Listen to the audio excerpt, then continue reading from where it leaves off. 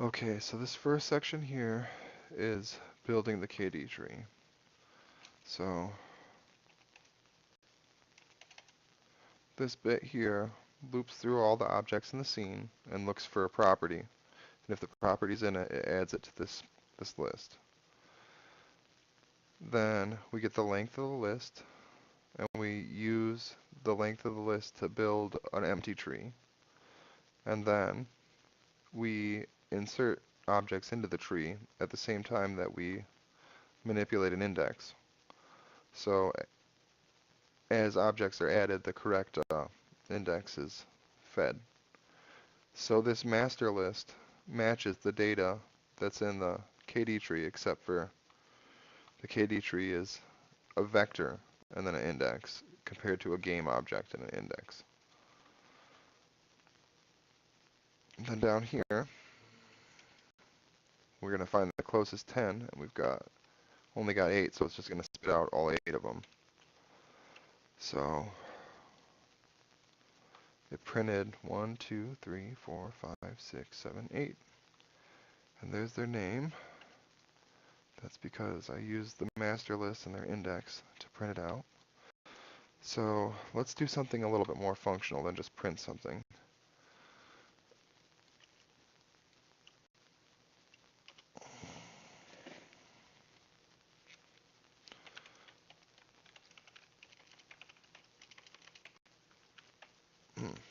What am I thinking?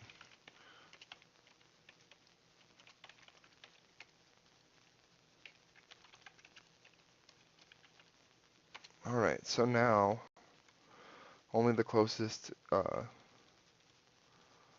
10 of these will turn visible, but they're not invisible yet, so we'll take care of that in a second.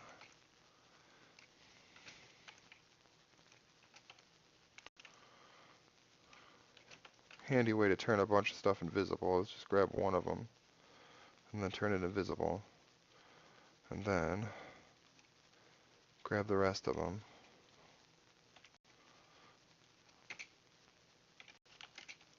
and then do copy game physics settings. And now they should all be invisible. And then you notice that 10 of them are visible and the rest are invisible. So grab the closest 10 and made them visible. So this is really handy for light LOD. You grab the closest 10 light hooks or whatever, and then populate those with lamps. And that works pretty good. So we're going to go ahead and comment that out for now. And then we will get all of the points within a radius of the actor or this cube. We need to adapt it. So context equals own.world position. And that should be all we need. Let's get rid of this part. And it should print all of them that are within a radius of 0.5. How about we say 5? It's probably going to throw in an error. Let's see what we got here. Oh, it said that 2 of them were there. Oh, I have to turn invisible down. So 2 were in a 5 unit radius. I'm guessing it'd probably be this one and that one. So we do own master visible. Oh wait, index. Why am I telling you to wait? Okay. So the closest, all the ones within that range turn visible. This is handy for LOD and for physics. So we'll handle physics next. So you're going to move, so we're not going to want to keep the ones visible that are visible all the time and keep the other ones invisible. We're going to have to switch them around. So we're going to have to make a near list and a far list by doing this.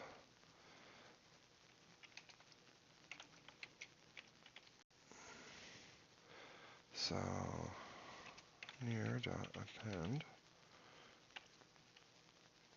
and then own master index.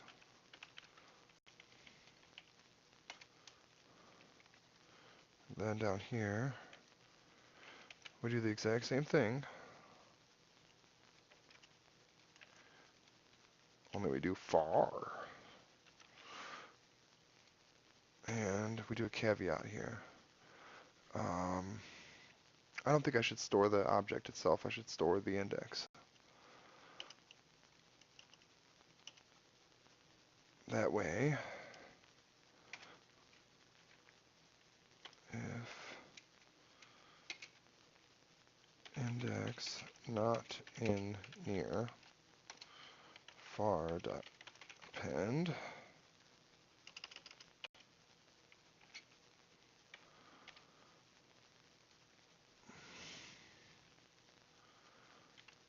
index. So now we have a far list and a near list. And if we make this one slightly bigger, so now all the objects within this secondary layer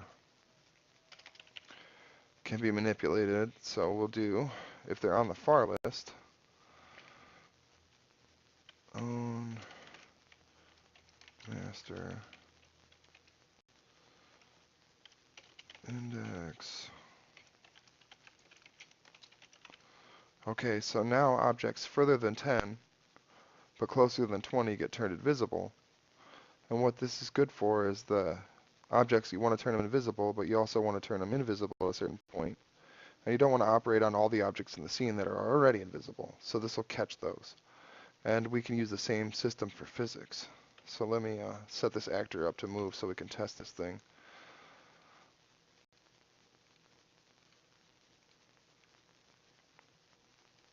Now it's important that this is only for static objects, because every time they move, you'd have to update the KDTree. And you can do that. It's just it gets to be pricey. The bigger the KDTree is, I think the longer insert takes. I'm not 100% sure, but I'm pretty positive.